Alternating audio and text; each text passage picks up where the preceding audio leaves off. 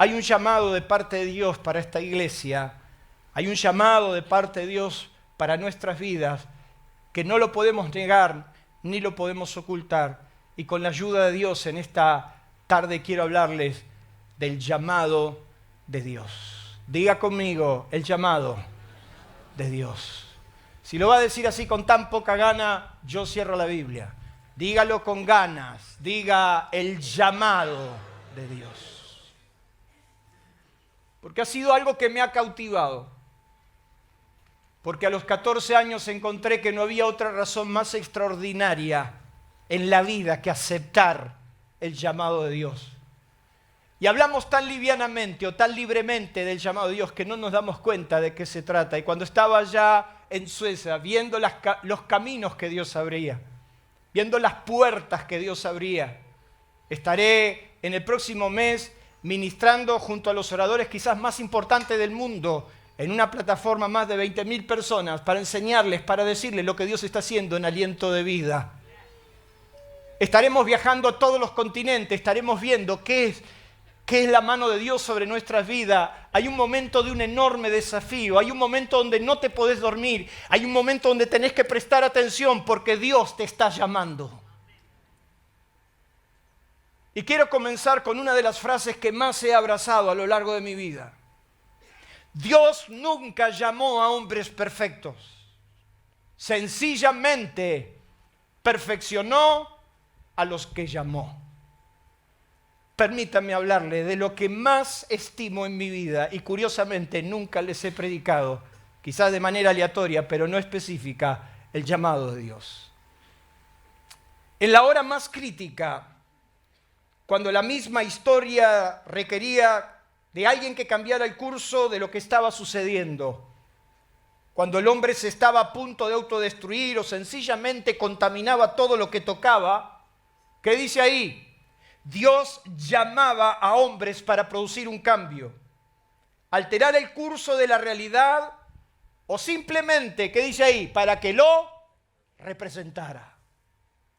Cuando todo se estaba por caer, cuando había que cambiar algo, cuando irrefutablemente el hombre se iba a destruir, cuando una nación iba a sucumbir, cuando no había nada por hacer y no había otra alternativa viable, cuando los pueblos se sumían en la peor de las desgracias y no había solución ni había alternativa, Dios llamó hombres que no solamente cambiaran el curso de la historia, sino que los representara. Es mentira que no hay alternativa para nuestro país, es mentira que no hay alternativa para Argentina. Somos la alternativa de Argentina. ¿Cuántos dicen amén? Dios siempre lo ha hecho así. Mire lo que dice ahí.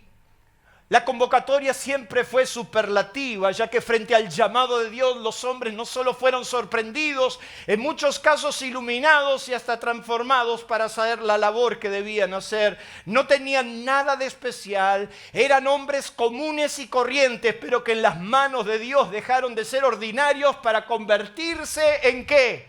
En extraordinarios. Hubieron hombres que quedaron tan sorprendidos porque nunca se imaginaron que Dios los podía llamar a ellos. Jamás yo me imaginé que Dios me podía llamar a mí. Es más, cuando yo experimenté el llamado de Dios, lo primero que pensé es que este se equivocó, le erró. No era para mí. Los hombres que Dios llama no son hombres extraordinarios, son hombres ordinarios, comunes. Me asusta el pensamiento de pensar que la gente a veces piensa en que Dios solamente llama o elige a los iluminados, a los perfectos. Cuando Dios llamó, su convocatoria siempre fue superlativa, porque no solamente los llamó, los equipó, los dotó para que se conviertan de ordinarios a extraordinarios. Diga conmigo, éramos ordinarios y ahora somos extraordinarios. Si usted ve cuando sucedió en los días de Jesús, usted va a encontrar exactamente esta escena.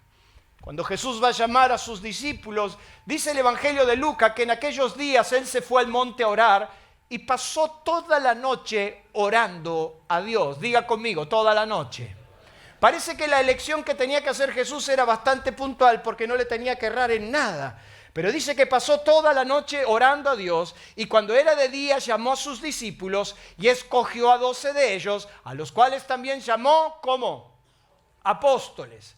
A Simón, a quien también llamó Pedro, a Andrés su hermano, a Jacobo, Juan, Felipe, Bartolomé, Mateo, Tomás, Jacobo, hijo de Alfeo, Simón, llamado Celote, Judas, hermano de Jacobo, y Judas Iscariote, que llegó a ser, no era, sino llegó a ser, ¿qué cosa? El traidor. Cuando el Evangelio de Marcos menciona esta escena, dice el Evangelio de Marcos, y esto a mí me impacta, que dice que después que subió al monte a orar, llamó a él o llamó así a los que, ¿qué? Dígame usted, a los que él quiso. Jesús llamó a los que él quiso y vinieron a él. Yo no hubiera llamado a Simón indiscutiblemente, yo no hubiera llamado a Chucky, yo no hubiera llamado a Néstor, mucho menos a Miguel, que encima es de Racing, no lo hubiera llamado. Y cuando usted busca la explicación, ¿y por qué Dios lo llamó? ¿Y por qué Dios lo puso? ¿Y por qué a este Isidro Casanova lo manda por todos los continentes a predicar? ¿Y por qué este anda por allá? ¿Qué sé yo?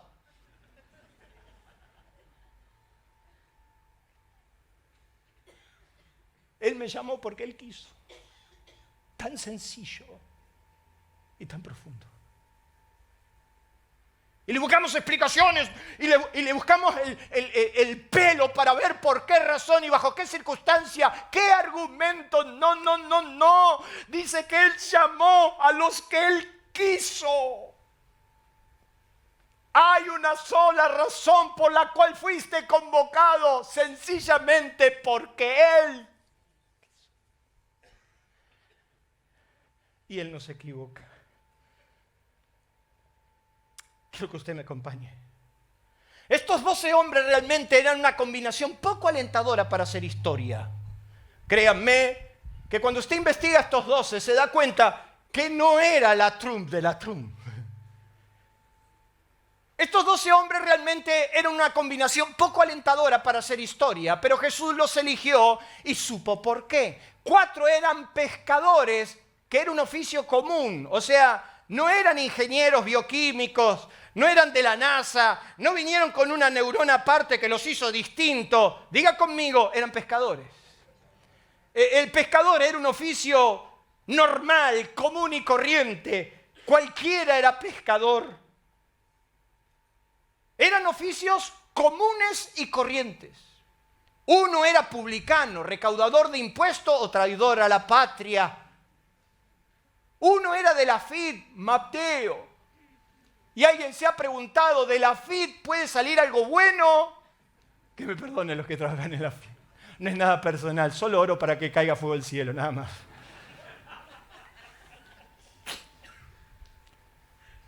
Cuatro eran pescadores, uno publicano, recaudador de impuestos, traidor a la patria, otro era un ferviente nacionalista del partido de los Celotes. Vieron que ayer se cerraron las listas. Bueno, en la lista de los Celotes siempre estaba vacante porque era un partido revolucionario que creía que todo se ponía a las piñas y a las trompadas. O sea que Jesús tenía un comunista dentro de su grupo. De los otros no sabemos muy bien a qué se dedicaban. No quiero entrar en la sospecha, pero de los otros no sabemos qué hacían de sus vidas. 11 eran de Galilea. Lo peor de la zona, Galilea de los gentiles, tierra que habitaban tinieblas y veía sombras de muerte, así lo dijo Isaías. Del otro lado del Jordán. ¿Usted lo leyó alguna vez? Dice que Jesús fue a Capernaum para que se cumpliese la profecía. Galilea de los gentiles, del otro lado del Jordán, o sea, cuando se está cayendo el mundo, eso era Galilea. Del otro lado de la General Paz. Galilea era como decir la matanza. Y encima ni siquiera decir la matanza de la parte buena de la matanza.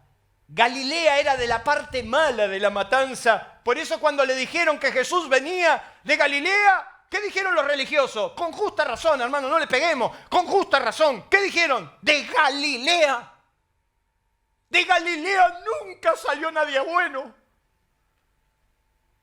Los de Galilea eran ordinarios, tiraban la basura por el colectivo, iban al cine y se comían todos los pochoclos como si fuera la última vez de la vida. Tiraban las cosas en el piso. Así son los de Galilea. No les gustaba trabajar, eran un poquito flojitos. El ambiente los condicionaba. Y el que no era ladrón estaba ensayando. ¿Por qué? Porque Galilea era la última provincia que habitaba cerca de los pueblos paganos. Era el pueblo más contaminado, era el pueblo más hostil. Con razón, los sociólogos dicen que Buenos Aires tiene 3 cordones de pobreza. El primer gran cordón es la General Paz. La General Paz divide capital del primer cordón de la pobreza. El segundo cordón de la pobreza es esta avenida que tenemos acá. Camino de Cintura. Y el tercer cordón es la ruta 21, creo que es Carlos Casares. La ruta 17. Ahí en Casanova City. Después de esa, te caís del mapa. Hay que tener coraje para entrar a la Ferrere ahora, ¿no? Y a Casanova, te habla uno de Casanova. 11 eran galileos y uno solo de Judea. Judas el traidor, un cheto de capital. Y si no era un cheto de capital, si este no era de Devoto, debía ser de Palermo. Y si no era de Palermo, debería ser de zona norte. Ahí donde están todos los que tienen todos los detallecitos, ¿verdad? No estoy discriminando, estoy diciendo el concepto sociológico que existía y que existe. Cuando yo era chico me daba tanta vergüenza decir que era Isidro Casanova que un día se me ocurrió decir cuando te preguntaban, ¿de dónde sos? San Isidro, le dije. Tenía más glamour. Un día un empleado de Buquebus me dice, ¿de dónde vivís? San Isidro Casanova. Y el tipo me mira. Claro, porque si usted iba a buscar trabajo, usted iba a algún lado y le decía que era de Isidro Casanova, guardaban las cosas. De los 11 discípulos, 11 eran de esas tierras.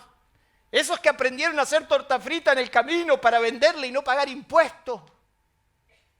Esos que se quedaban con lo del otro.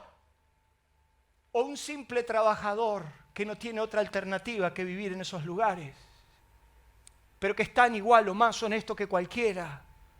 Porque en definitiva, yo quiero decirles algo, no es un problema de dónde vivís, es un problema de oportunidades.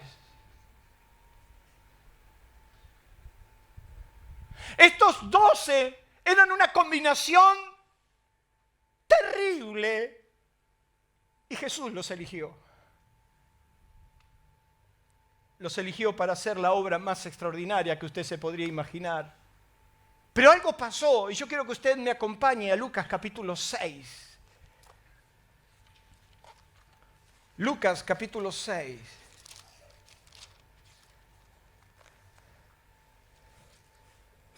Fueron convocados, fueron llamados, no entendían por qué ni para qué.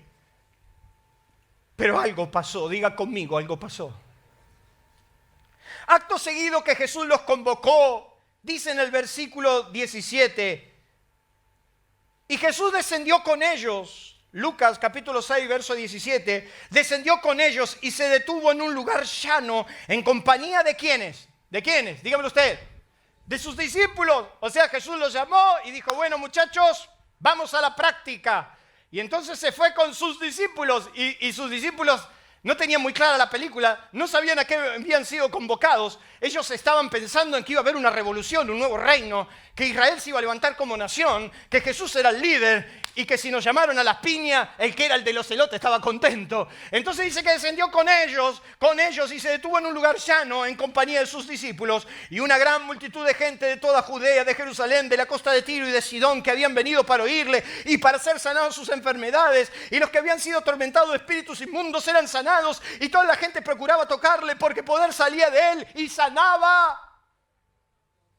Algo pasó, algo distinto. Algo que nunca se imaginaron. Empezaron a ver cómo la mano de Dios podía atender a los pobres. Y de repente esos 12 muchachos, porque eso eran 12 muchachos, Juan el menor tendría 12 años o 16, no se sabe muy bien. Esos 12 muchachos que tendrían 27, 30 años, esos 12 muchachos empezaron a ver algo que nunca habían visto. Empezaron a notar que el poder de Dios era realidad. Empezaron a poner sus manos y los enfermos se sanaban. Y no se sanaban algunos, se sanaban todos. Para nosotros es hasta anecdótico contarlo.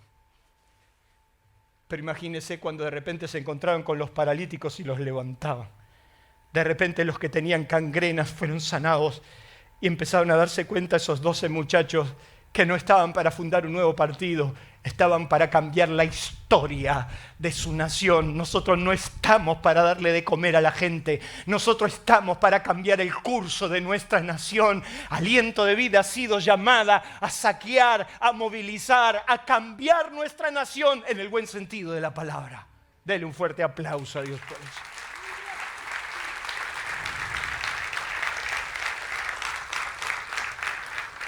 Algo sucedió. Veían que la gente era liberada de sus dolores y con ellos se dieron cuenta que estaban frente a algo increíble. Cuando veas la mano de Dios respaldar tu llamado y que se terminó el tiempo del piripipí, sino que Dios te empiece a usar con poder, te vas a dar cuenta que estás frente a algo increíble. El llamado de Dios siempre requirió, y en primer lugar, obediencia. Diga conmigo, obediencia. El primer paso de todos. Todos los convocaron, pasaron por ahí. Yo pasé por ahí. La primera gran lección que se aprende cuando Dios nos llama es la obediencia. Diga conmigo, obediencia. Yo sé que no te gusta, pero decilo, dale. Obediencia. Dale más fuerte, vamos. Obediencia. A la 1, a la 2 y a las 3. Sí, no te gusta, no te encanta. Usted no se levanta a la mañana diciendo, tengo unas ganas fenómenas de obedecer a Dios. No, te levantás con una gana de acogotar a alguno. A usted no le brotan las ganas de obedecer a Dios. Usted no es que se levante y dice, hoy tengo unas ganas de orar. Yo no me levanto a las 4 o 5 de la mañana con unas ganas de orar. No, a veces me duermo. Y a veces digo, Señor, y cuando Dios te despierta a 4 o 5 de la mañana para orar, le decís, Señor, no tenés reloj, ¿qué te pasa? ¿Por qué tan temprano? Un domingo me tenés que levantar a esta hora, ¿verdad? Diga conmigo, la obediencia nos duele. Nos cuesta. Cuando Dios nos llamó, lo primero que pensé y lo primero que me di cuenta, que Dios nos llamaba para obedecer. 12 de los 40 versículos de Hebreos 11 que hablan del padre de nuestra fe. Cuando usted habla del padre de la fe, ¿de quién estamos hablando? De Abraham. Hebreos 11 le dedica, escúcheme bien, 40 versículos a los héroes de fe y 11 versículos son destinados a Abraham. Nadie más se llevó más versículos que Abraham. Y cuando usted mira la vida de Abraham, usted piensa que Abraham fue el padre de la fe. Sin embargo, cuando usted lee en Hebreos capítulo 11, verso 8, dice, por la fe Abraham, siendo llamado, obedeció. Así lo describe Abraham. Siendo llamado, obedeció. Eso significa que Abraham no había un átomo de duda. Abraham, siempre que era llamado, no todos obedecen. con mi generación muchos fueron llamados y no todos ni siquiera están en el camino. Cuando Dios te llama y cuando Dios nos llama, es muy difícil obedecer. Por la fe, Abraham, siendo llamado, obedeció para salir del lugar donde había de recibir como herencia y salió sin saber a dónde iba. El llamado de Dios siempre te va a buscar en la obediencia. Diga conmigo, obediencia. Siendo llamado, obedeció. Hay gente que no va a obedecer, hay gente que le va a pegar vuelta toda la vida, hay gente que va a estar 20 años jugando, a ver, quiero ver las condiciones. Quiero el pliego. Quiero que me digas a mí qué vas a hacer de mí. Si hay algo que hemos aprendido en el llamado, es cuando Dios te llama, sencillamente es obediencia ciega. El predicador que predicaba en mi iglesia el día que pasé al frente a entregarle mi vida decía, traiga su vida firmada en blanco. No ponga condiciones, sencillamente obedezca. Y yo sé que Dios te está llamando. Y yo sé, iglesia, que Dios nos está llamando. El gran problema que tenemos es que nos cuesta obedecer. Abraham estaba dispuesto. Dice la Biblia que un día Dios le dijo a Abraham, toma a tu hijo, tu único, a quien amas, y ofrécemelo en sacrificio. Y dice que inmediatamente Abraham se levantó y fue. La obediencia no es fácil. Hoy usted se pone contento, le podría mostrar fotos de eventos extraordinarios. Hoy me siento contento, me invitan de todos lados, puedo viajar, soy un orador o conferencista, o póngale el nombre que quiera, muy reconocido, me invitan en todas las naciones. El de Ghana me quería llevar al aeropuerto, me quería llevar para África. Me decía, pero mira que te recibimos, lo tuyo va a ser una visita de Estado, no importa si es de Estado o no de Estado, no puedo ir. Pero ¿cuál es el problema? Que no puedas venir en agosto. En agosto tenemos un evento con el presidente de la nación, necesito que venga en agosto. Dije, es que en agosto no puedo ir. Cualquiera estaría diciendo, pero sí, es una visita de Estado, ¿a dónde nos vamos? El presidente mundial me dice, mirá que cuando te llaman, te llevan a la casa de gobierno y toda una visita protocolar. Y dije, no puedo ir. Y hasta pedí ayuda, traducímelo en inglés porque no me entienden, no puedo ir. Y me dicen, ¿por qué no puede ir? Tengo algo más importante que hacer, estoy comprometido con mi iglesia, no me puedo ir. Ni contento se puso, no importa.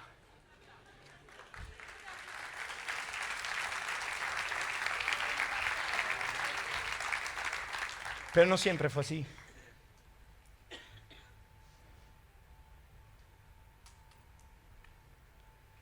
Obedecer a Dios en el llamado muchas veces fue muy doloroso. Y tuve que pagar. Y tuve que pagar precios altos.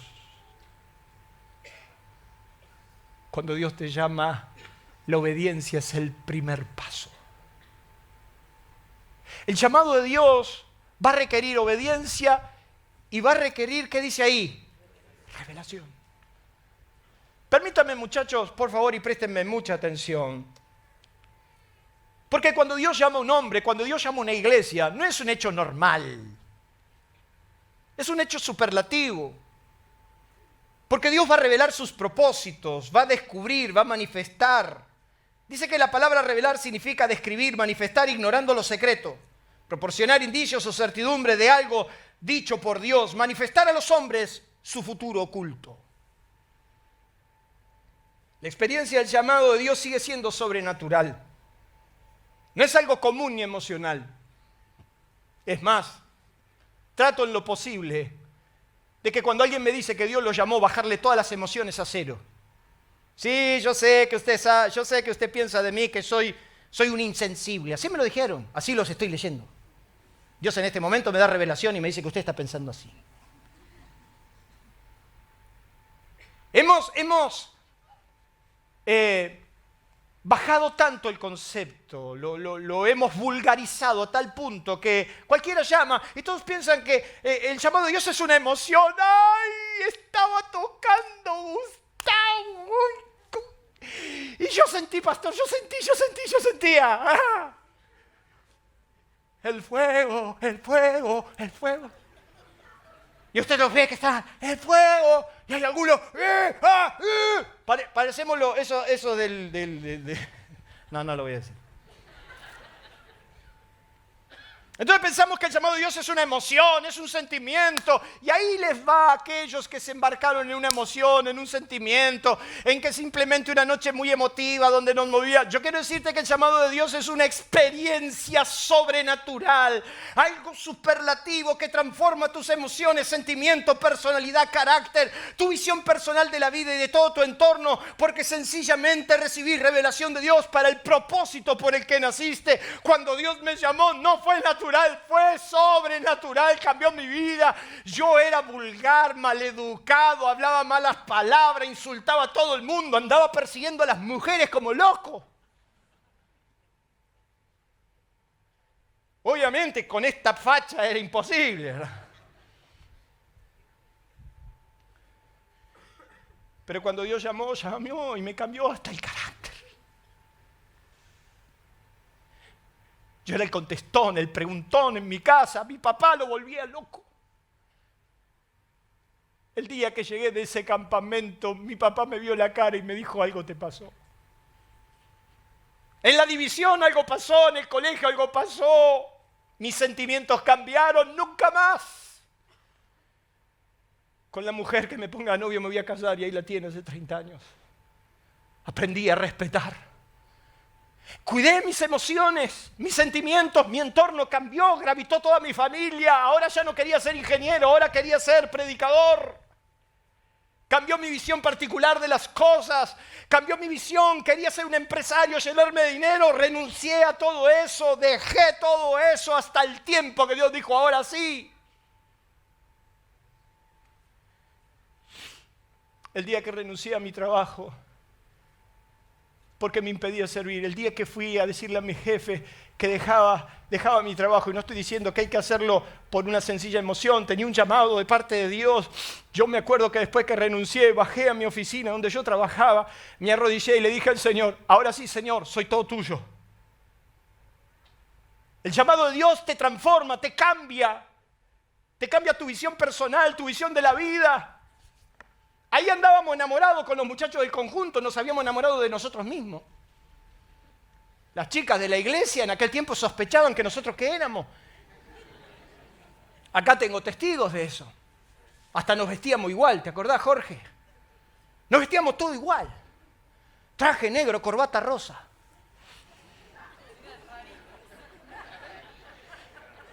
Todos los jóvenes se iban a comer pizza, nosotros no íbamos a orar.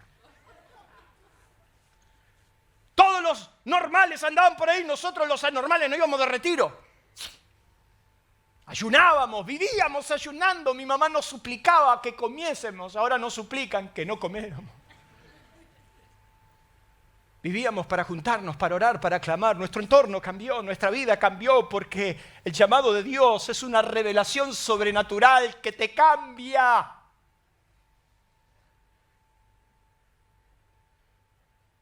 A mí me preguntan, ¿qué haces acá?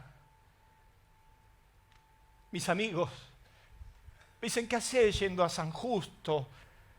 ¿Qué haces yendo de pastor?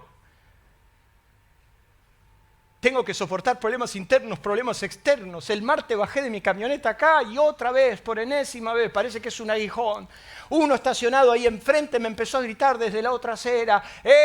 Vos, mirá qué bien que la hacés, mirá el auto que te comprás sacándole la plata a la gente. Yo me estaba bajando de la camioneta. Yo venía de 12 horas de trabajo, hermano, que encima venía de 12 horas ni a mis enemigos. Venía de 12 horas de trabajo y yo me voy, estoy bajando y empiezo a escuchar a uno que me empieza a gritar, vos le sacás la plata a la gente. Y yo lo quedo mirando y digo, si supiera lo que este hombre está hablando. Claro, mirá con lo que le sacan a la pobre gente que le sacan la plata, mirá el edificio que llega. Y me empezaba a hablar, hermano. Yo le decía, Señor, dame un minuto. Un minuto de carne, voy enfrente, le enrosco el volante en el cuello y que lo saquen si puedan.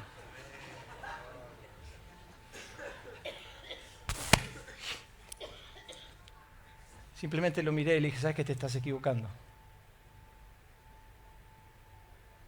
¿Por qué no estacionás que te lo explico? Yo vengo de mi trabajo. ¿Qué soy?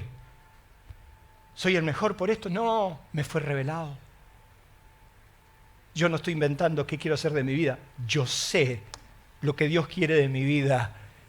Y eso cambió literalmente mi vida. Yo me podría ir de mi país y podría ir a otras sociedades y vivir de otra manera. Yo he decidido quedarme en mi nación, Argentina. Mi prioridad es Argentina porque yo sé que Dios tiene planes para nuestra nación. Denle un fuerte aplauso a Dios.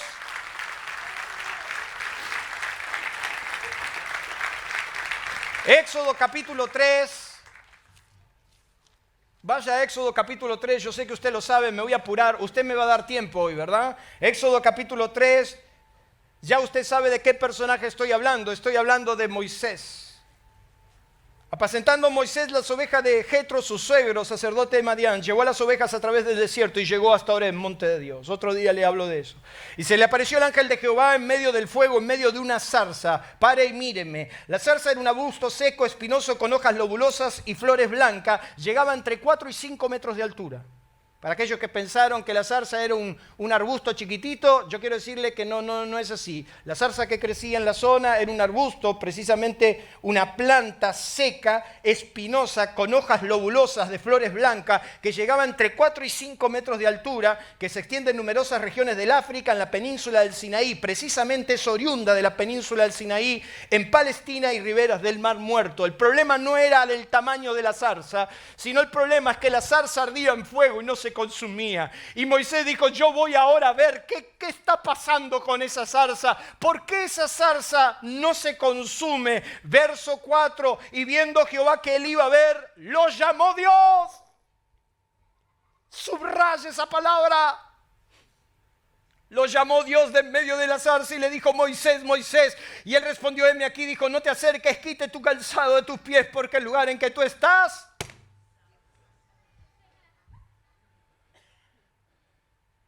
el llamado de Dios es sobrenatural. Es su naturaleza revelada a tu vida. Y Moisés tuvo una experiencia a lo largo de todo su ministerio que fue una experiencia sobrenatural. Dice la Biblia que Dios hablaba con Moisés cara a cara. ¿A cuánto le gustaría hablar con Dios cara a cara?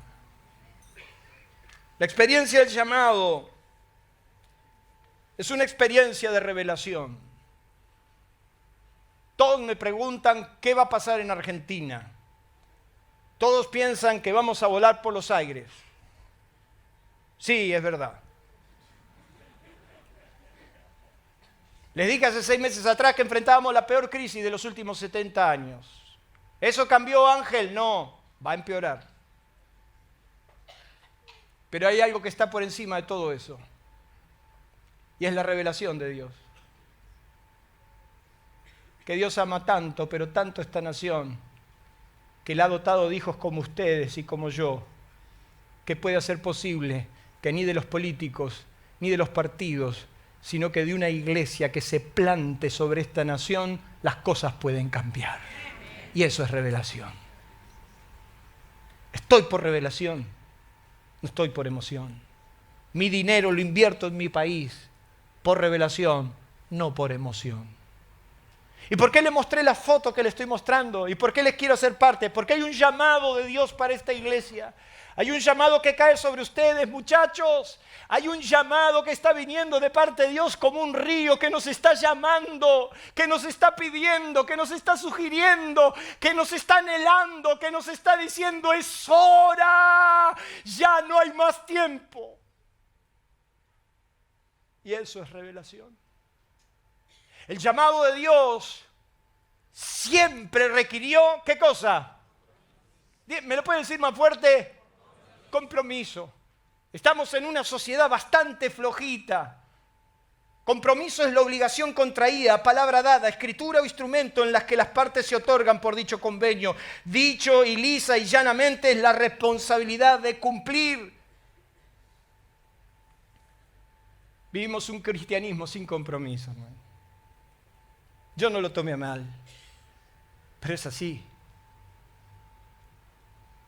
Yo extraño ese cristianismo donde la gente estaba comprometida con Jesucristo hasta la médula, hermanos. Yo vi a los viejos morir de pie. Yo vi a los hombres enfermos y con problemas glorificar a Dios y seguir para adelante. Un cristianismo que no preguntaba tanto, un cristianismo que no necesitaba tantas explicaciones. Me la he pasado los últimos años dando demasiadas explicaciones. No hay por qué dar tantas explicaciones. Es un cristianismo que no se compromete. Agata, y si puede, y si hay sol, y si le anda el auto, y si tiene todos los medios, te viene a la iglesia una vez por semana.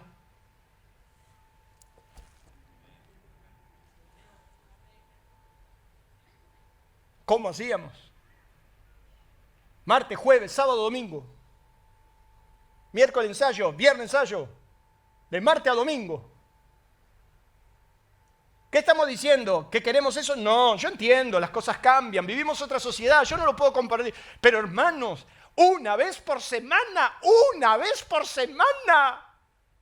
Y ni siquiera.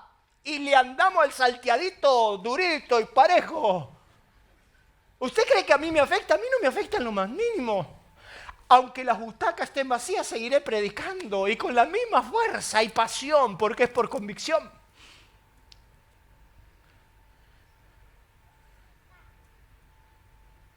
Yo bendigo a los muchachos que hoy sábado vinieron todos a trabajar acá enfrente.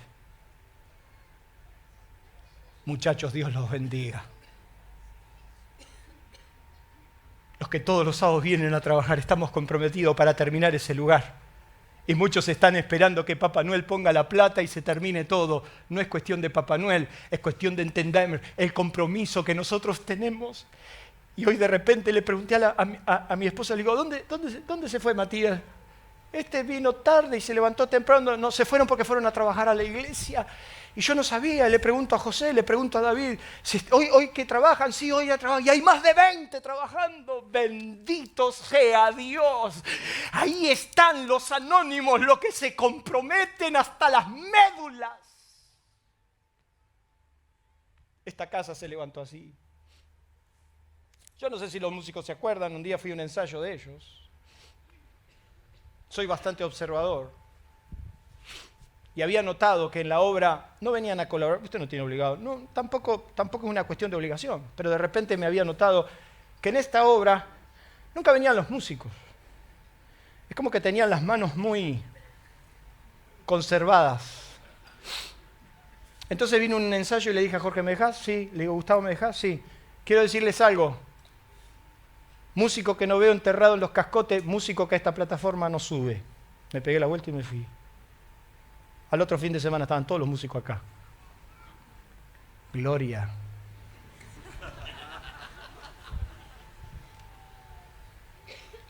Compromiso. El compromiso te lleva a decir, ¿cuánto es lo que hay que dar? El compromiso de pelearnos por decir, vamos a hacer la obra de Dios, vamos a dar lo mejor de nosotros. No, que el pastor tiene que agarrar la verdad y vamos hermano, colabore. Venga y venga. No venga. Pero a mí no me dijeron. ¿Y cómo se enteraron los otros?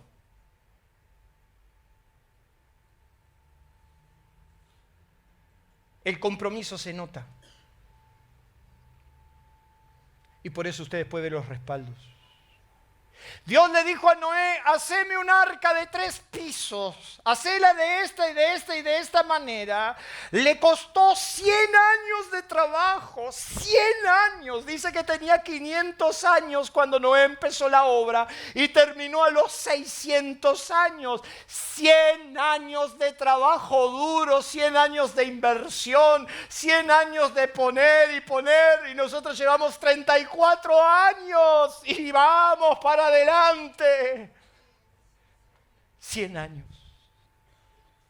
¿Usted cree que como hizo Noé, semejante transatlántico, puso todo su dinero, puso toda su fortuna para hacer eso? El trabajo de reunir los alimentos, de reunir los animales. Encima Dios le dijo, de los animales limpios 7 parejas, de los otros animales menos, macho y hembra, guarda que no se te pase uno por otro lado. Y entonces Noé tenía que elegir a ver si era macho o si era hembra. Reunir los alimentos, usted que lo mira tan alegóricamente. Y yo sí, ay sí. Y Dios los llamó y los animales iban de dos en dos.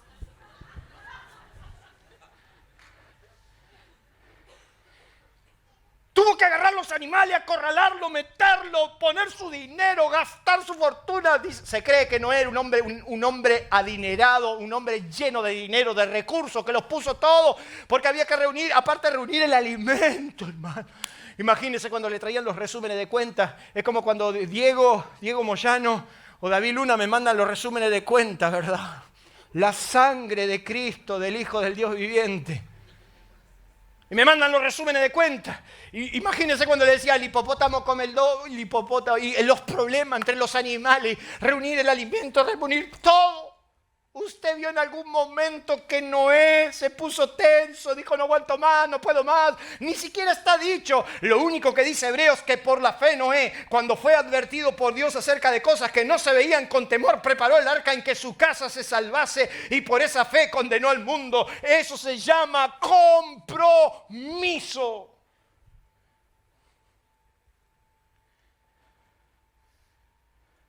Sabiendo que todo lo que hagas para Dios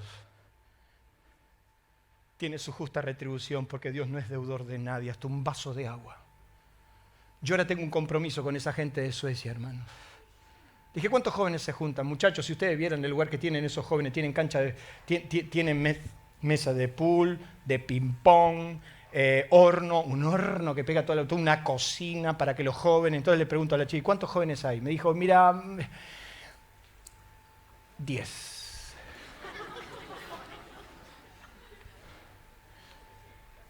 Entonces le digo, Liliana, así como un día estas naciones mandaron a los misioneros que inflamaron Latinoamérica para la gloria de Dios, así como de estas naciones salieron los hombres que prendieron fuego Latinoamérica, estamos en deuda. Te prometo que cuando los tengo un poquito más enderezados, te los empiezo a mandar. Los jóvenes nuestros irán para allá, para llenar la tierra con la gloria de Dios. Denle un fuerte aplauso a ellos.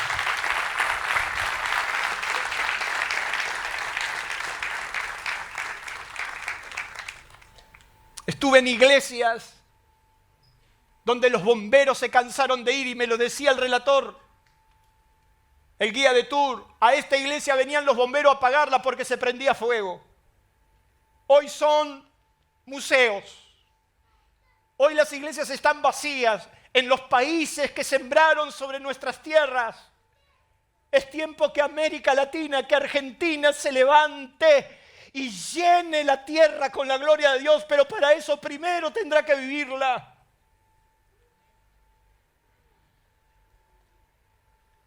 Noé invirtió todo su dinero, invirtió toda su fuerza, hizo el arca, Dios lo honró, pero después fue el hombre más rico del mundo. Porque cuando Noé se bajó del arca, todo era de él, hermanos. ¿Cuántos dicen amén? Estamos haciendo un esfuerzo otra vez enorme. Yo bendigo a los hermanos que trajeron sus ofrendas para hacer ese salón de acá enfrente. Yo conozco sus vidas personales, yo sé que económicamente nadie está bien. Pero mientras otros se lo han guardado y mientras otros ni siquiera tuvieron un paso, decir aquí hay 100 pesos para la obra, muchos de los más necesitados vinieron con ofrendas y lágrimas a decir, aquí está todo lo que tengo, Dios va a honrar tu fe. Amén. Diga conmigo, compromiso. Nunca he dejado de ver un hombre comprometido con su llamado, como tampoco he dejado de ver hombres que nunca se comprometieron y que Dios los haya usado. Me voy a apurar. El llamado de Dios siempre requirió lealtad y convicción. Saber para dónde vamos. Dice la Biblia que el joven Samuel ministraba a Jehová en presencia de Elí. En aquellos días no había visión con frecuencia. Aconteció que un día, estando Elí acostado en su aposento, cuando sus ojos comenzaban a oscurecerse de modo que ya no podía ver, Samuel estaba durmiendo en el templo de Jehová donde estaba el arca de Dios. Y antes que la lámpara de Dios fuese apagada, Jehová llamó a Samuel. Y Samuel dijo, la Biblia dice que el hombre más fiel sobre toda la historia del Antiguo Testamento fue Samuel, y desde Dan hasta Berseba se conoció que Samuel era fiel profeta de Jehová. Lealtad a los que crees, convicción de lo que te mueve, una vida entregada para Dios. Ese es el llamado. Número 5, ¿qué dice ahí? Reconocimiento. La figura de Pedro era relevante. En los días apostólicos, su sombra sanaba a los enfermos. Sus discursos convertían a miles. Sin embargo, cuando Pedro va a escribir su carta, cuando termina sus días, él comienza su carta diciendo, elegidos según la presciencia de Dios Padre. ¿Qué significa eso? Elegidos con conocimiento. ¿Qué está diciendo Pedro? Pedro está diciendo que nunca se olvidó de quién era. Él era sencillamente frágil, pero Dios lo transformó en una roca. Cuando Pedro se encontró con Jesús, Jesús le dijo, tú eres Simón, tú eres muy frágil, pero yo te voy a hacer una roca. Y cuando Pedro está escribiendo sus últimas cartas, él reconoce que él no es nada extraordinario. Él no se olvidó de sus orígenes, ni siquiera se olvidó de su limitación. Él dice, yo llegué a ser lo que he llegado a ser sencillamente por gracia y misericordia de Dios. Cuando estaba ahí, decía, Señor, ¿cómo pudiste ser tan fiel?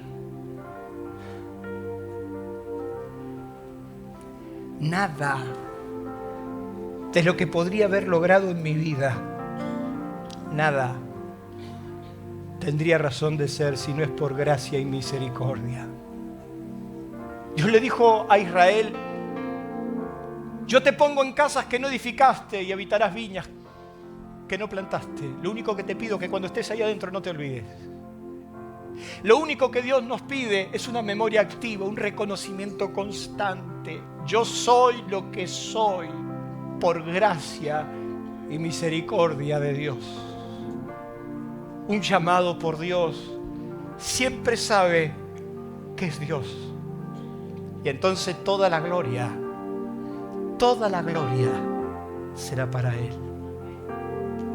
Voy a terminar. El llamado de Dios siempre requirió integridad y perseverancia.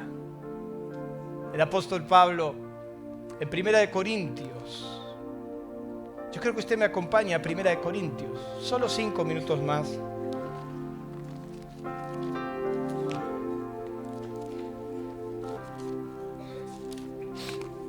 Vaya a 1 Corintios, capítulo 1. Pablo va a mencionar los 3 llamados. Pastor, ¿cuántos llamados tiene un hombre? Solo 3. Yo te voy a mostrar por la escritura solo 3 llamados puntuales. Por supuesto tiene ramas, pero 3 llamados categóricos. Pablo lo va a mencionar a los Corintios. Capítulo 1, verso 1. Pablo, ¿qué dice ahí? Llamado a ser apóstol de Jesucristo. Tu primer llamado, tu propósito. ¿A qué fuiste llamado? ¿Cuál es tu profesión? ¿A qué Dios te levantó? No necesariamente tenés que ser pastor, no necesariamente tenés que ser músico. También puedes ser un hombre próspero que rinda sus recursos para la gloria de Dios. Tu primer propósito, tu destino. Pablo, llamado a ser apóstol de Jesucristo por la voluntad de Dios, y el hermano Sóstenes. A la iglesia de Dios que está en Corintio, a los santificados en Cristo Jesús, llamados, segundo, llamados, dígamelo usted, a ser santos. Dios siempre te ha llamado a la santidad. Si Dios no te llamó a la santidad, nunca te llamó.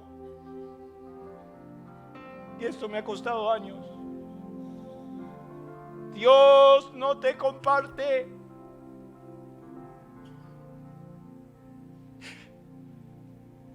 Llamados a ser santos, a vivir en integridad. Pero el último llamado lo dice en el verso 9: fiel es Dios por el cual fuisteis, ¿qué cosa? ¿Llamados a qué? A la comunión. ¿Sabe usted que cuando habla de la comunión con su Hijo Jesucristo, dice que en realidad fuimos llamados a la comunión del cuerpo? Fuimos llamados a la comunión entre hermanos. 3 llamados.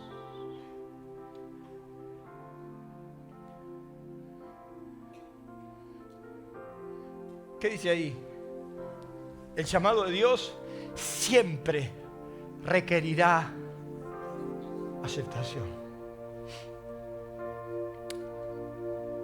Dios no impone ni presiona a nadie. Sencillamente te ofrece el puesto y está en vos aceptarlo. El problema es que no acepta.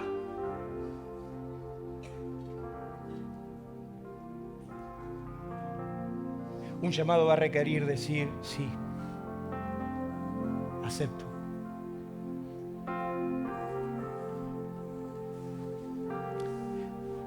Mira lo que dice Isaías. Después oí la voz del Señor que decía: ¿quién enviaré y quién irá por nosotros? Y yo respondí: heme aquí.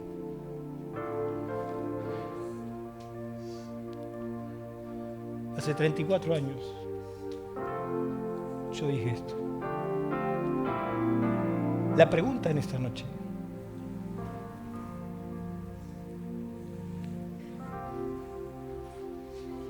cierra sus ojos.